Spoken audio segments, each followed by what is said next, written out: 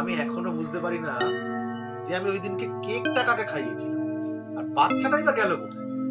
আশ্চর্য ব্যাপার তো। মাত্র 10 সেকেন্ডের ব্যবধানে একটা লোককে যদি দেখি, একবার পাথরের ওপরে, একবার সিঁড়ির নিচে, অবাক তো হওয়ারই কথা।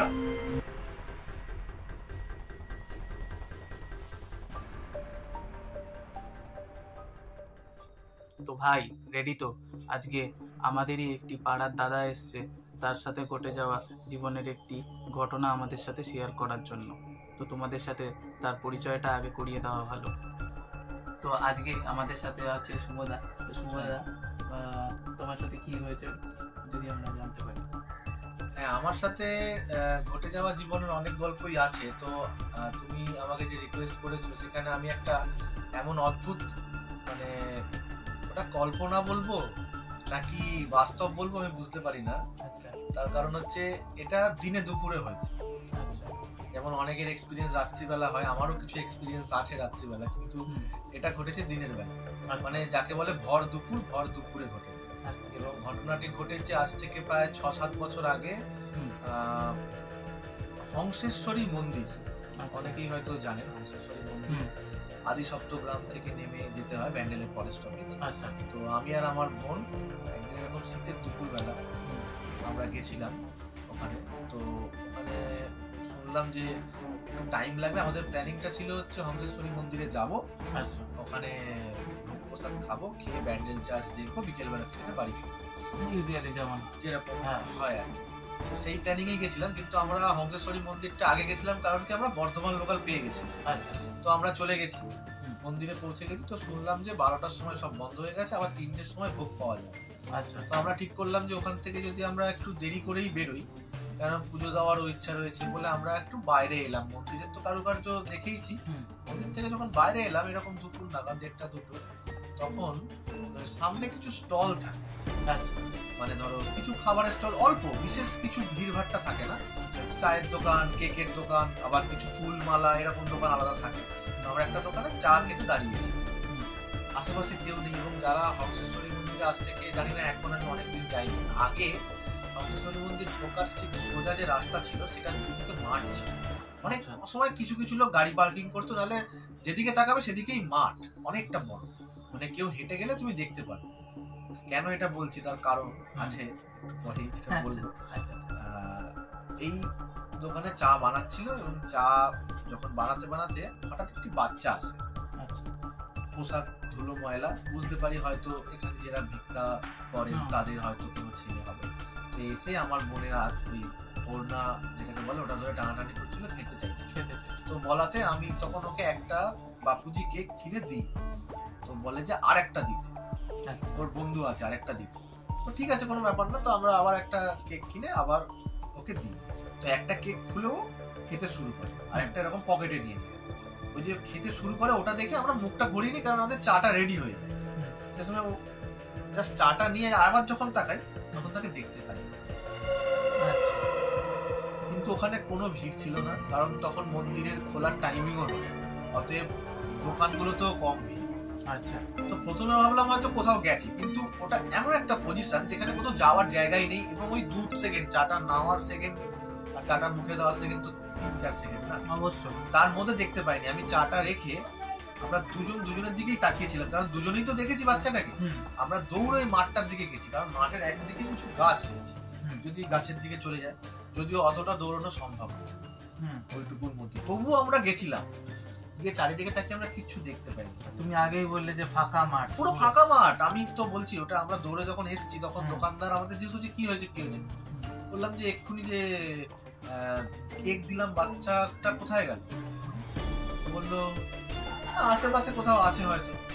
আশেপাশে কোথায় থাকবে, এখানে তো কিছু নেই। তখন ও লোকটাও একটু অবাক হলো, বললো হ্যাঁ একটু নিল, কি জানি না বলে। এবার এই ঘটনাটা না এমন একটা করলো, আমাদের লাস্টে ব্যান্ডেল চার্চার দেখা হয়। তার কারণ আমরা ওইখান থেকে গিয়ে বুঝতে পারলাম না, ভয় পেলাম না হয়তো, কিন্তু বোঝার বাইরে চলে গেল যে কি হলো। তো আমরা গিয়ে মন্দিরের সামনে রোদ্দুর করছিল, ওখানেই বসলাম। লাস্টে ভোগ খেয়ে আমরা ঠিক করলাম ওখান থেকে ট্রেন নিয়ে বাড়ি চলে আসবো। ঠিক আছে, আমি কিন্তু সেই ঘটনাটা এবং আমার বোনও আগামী কিছুদিন হয়তো ভুলতে পারিনি। আমরা যাকেই বলেছি কেউ হয়তো বিশ্বাস করেনি, একমাত্র আমার মা বিশ্বাস করেছিল। আমার মা এবং আমার তখন দিদা বেঁচে ছিল। তো উনি আমাকে একটা কথা বলেছিলেন যে কিছু কিছু জায়গায় মন্দির প্রাঙ্গণে দুপুর হোক রাত্রি হোক কখনো কখনো না এরকম ধরনের জিনিস দেখা যায়। এটা অনেকে বলে যে হ্যাঁ ভগবান এরকম খাবার চেয়ে বেড়ায়, ওনাদের পুরোনো মেন্টালিটি আমাদের মেন্টালিটির সঙ্গে ম্যাচ করে না, কিন্তু যেহেতু আমি দেখেছি তো আমি কথাটা এখনো হয়তো বিশ্বাস করি যে আমি হয়তো ভগবান দেখেছিলাম। সেটাই তো এই একটা ছোট্ট এক্সপেরিয়েন্স যেটা আমি বলতে গিয়ে আমার এখনো গায়ে কাটা দিচ্ছে। আচ্ছা, এটা ঘটেছিল দুপুর 1:30 মানে একদম দিনের বেলায় ভর দুপুর বেলা দেখা। তো এই একটা আমার কাছে এক্সপেরিয়েন্স আছে। যদি আরেকটা কোনো এরকম ঘটনা যদি বলতে পারেন। আরেকটা ঘটনা বলতে যেটা এই মুহূর্তে মনে পড়ছে, আমার বাবা মা এক জায়গা থেকে দীক্ষা নিয়েছিল, সেটা দেওঘর থেকে একটু দূরে। তো ছোটবেলা থেকে আমি যেতাম সেখানে। আমার হচ্ছে যখন স্কুল ছুটি পড়তো, একটা ছিল গরমের ছুটি, তারপর হচ্ছে শীতের ছুটি, তখন ঘুরতে যেতাম, বেশ আনন্দ হতো, কারণ পাহাড়ের জায়গা তো। অবশ্যই প্রচন্ড দুষ্ট ছিলাম তো তো মানে বাবা মা ধরে রাখতে পারতো না, পাহাড়ে গিয়ে এবার ভয় পেতাম, ওরাও ভয় পেত যে মানে কোথায় চলে যাবে, সবসময় নজরে নজরে রাখতো। পাহাড়ের মধ্যে আশ্রম তৈরি করা তো আমি ভয় পেতাম খালি হচ্ছে একটাই জিনিস, সেটা হচ্ছে কোনো পশু পাখি বা এইসব ভয় পেতাম না। আমি ভয় পেতাম যে খালি সাপ, কারণ ওখানে প্রচুর সাপ আছে। তো আমি ওই জন্য লিমিটে থাকতাম, কিন্তু বাবা মা সেটা বুঝতো না। একদিনকে খুব বকা খেয়েছি দুপুরবেলা, মনে আছে আমার। তো আমি ওখানে আমাদের একটা গ্যাং হয়ে গেছিল, কারণ ওখানে একটা উৎসব হচ্ছে সেই সময় না, মানে ধরো তুমি গুরু ভাই, তোমার কেউ আত্মীয়রা 4 জন মিলে এসছে, তার মধ্যে একটা বাচ্চা আছে, আমি একটা বাচ্চা, এরকম 3-4 জনের গ্যাং হয়ে গেছিল। আমরা দুপুরবেলা তাহলে তোমরা আর কি সমস্ত অনুষ্ঠানে আর কি ওখানে যেতাম, ওই যখন ওই উৎসবগুলো হতো তখন যেতেই হতো, বাবা মা যেত। তো ওরকম বিভিন্ন গুরু ভাইয়ের ছেলেরা মেয়েরা, এমনকি একজন দিদিও ছিল, 3-4 জন আমরা এক হয়ে গেছি। কি আমরা এদিক ওদিক খেলে বেড়াচ্ছি, আমরা ডিসাইড করেছি ওটা প্রায় ধরো 800-900 মিটার ওপরে, ওপরে পাহাড় আছে, কিন্তু নিচে নামতে হবে খাবারের দোকান। তো আমরা ডিসাইড করেছি খাবারের দোকানে আছে, কার কাছে যেন 5 টাকা না 10 টাকা ছিল, গিয়ে দই চিড়ে পাওয়া যায়, ওখানে দই চিড়ে খাবো। তো ওখানে রাস্তা দুটো, শিব ঝর্ণা যোগী ঝর্ণা, দুটো ঝর্ণা ছিল, দুদিক দিয়ে নামা যেত। লোকে সিঁড়িওয়ালা যেটা সেটাই ব্যবহার করতো, আর আমরা তো জানোই পাথর ডিঙিয়ে যাবো, টপকে যাবো। তো ওই রকম আসতে গিয়ে না ওই একটা ঝর্ণা আছে, ঝর্ণার পাশ দিয়ে নামতে হবে, জাস্ট নেমে গেছিলাম। 3-4 জন একসঙ্গে ছিলাম, আমরা 3-4 জন মিলে দেখেছি একটা লোককে, ওই লোকটা ওই ঝর্ণার ঠিক পিছনের যে পাথর ওর উপরে এরকম বসে আছে, ঝর্ণার পিছনের পাথর, মানে ঝর্ণাটা এদিক থেকে যেরকম জল পড়ছে তার পিছনে একটা বিশাল পাথর, চারিদিকেই পাথর থাকে, ওরকম একটা বিশাল পাথরের উপরে বসে আছে। প্রথমে আমরা দেখে ভেবেছিলাম যে লোকটা খালি গায়ে, আর একটা এরকম কিছু ধুতি ঠিক না, মানে কিরকম কালারিং কিছু একটা পরে আছে। আমরা দেখে ভেবেছিলাম হয়তো চান করতে এসছে, রোদ্দুর টোদ্দুর পোয়াচ্ছে। তখন 3-3:30 বাজে, সাধারণত ওখানে ওরকম সময় কেউ চান করে না। যদি এটা এখন রিয়েলাইজ করি, তখন তো বাচ্চা ছিলাম, অতটা প্রথমে বুঝিনি, তাই আমরা নেমে যাচ্ছিলাম।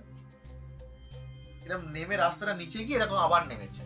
যখন আমরা ওই দৌড়ে, আমাদের তো স্পিড বুঝতে পারছো কিরকম ছিল, ওরকম দৌড়ে যখন এখানটা নামলাম, তখন ওই লোকটাকে আমি আমাদের সামনে দেখেছি। লোকটা নর্মাল লোক, ওই দেখে আমরা দাঁড়িয়ে গেছিলাম। তো কি হলো, এই লোকটাকে দেখলাম, মনে হলো। আমরা একটু ওয়েট করার পর যখন একটা জায়গা আছে, মানে তোমাকে তো বোঝাতে পারবো না, সিঁড়িটা এরকম নেমে গেছে, তার ফলে কেউ সিঁড়িটা টপকে এপাশে গেলে তাকে আর দেখা যাবে। আমরা লোকটা যখনই এরকম ঘুরে গেছে, আমরা তখন আবার উঠতে শুরু করেছি ইচ্ছা করে দেখার জন্য। আমরাও বেশ দৌড়েছি, দৌড়ে গিয়ে কিন্তু কাউকে আমরা দেখতে পাইনি। মানে তোমাদের মধ্যে সেই রিয়েলাইজটা হয়েছে যে হতে পারে, কারণ এই লোকটাকে এক্ষুনি দেখলাম, এই মানে জাস্ট এখান থেকে এখানে নামার মধ্যে আমি যদি দেখি যে আবার সেই লোকটাই আসছে, তখন একটা সন্দেহ তো হবে। অবশ্যই আমরা গিয়ে দেখছি সেই লোকটা নেই। এটাও কিন্তু আমি বললাম দুপুরের ঘটনা, কোনো রাত্রির ঘটনা। রাত্রির তো প্রচুর ঘটনা হয়, আমি দুপুরের ঘটনা বলছি, যেগুলো আমার কাছে এখনো অবধি যার কোনো উত্তর নেই। সেটাই, মানে তোমরা শিওর যে ওই লোকটাকেই দেখেছিলে? একদম 10 হাত দূর থেকে লোককে চিনতে পারবো না, সেই লোককে চিনি। তো যদিও সেটা বাড়িতে বলিনি, তাহলে হয়তো আমাদের বেরোনোটাই বন্ধ হয়ে যেত পরে। এইসব ঘটনা কিছু থাকে যেগুলো কোনো ব্যাখ্যা থাকে না, সায়েন্স দিয়ে সবকিছুর ব্যাখ্যা এখনো অবধি হয়নি। তো আজকে শুভদা শেয়ার করলো জিনিসগুলো আমাদের সাথে, মানে অ্যাকচুয়ালিতে এটা বোঝাটা খুবই মুশকিল যে এটা ভূত নাকি অন্য কিছু, না ঠাকুর দেবতা। তো যাই হোক, শুভদা আবার নিশ্চয়ই আসবে আমাদের, এটাই আশা করি। তো আমাদের এই পডকাস্টগুলো আপনাদের কেমন লাগছে অবশ্যই কমেন্ট করে জানাবেন। আর এইরকম ভিডিও পেতে আমাদের চ্যানেলটা সাবস্ক্রাইব করে রাখুন। পরবর্তী যে কোনো ভিডিওতে আবার আপনাদের সাথে দেখা হচ্ছে। আপাতত বিদায়।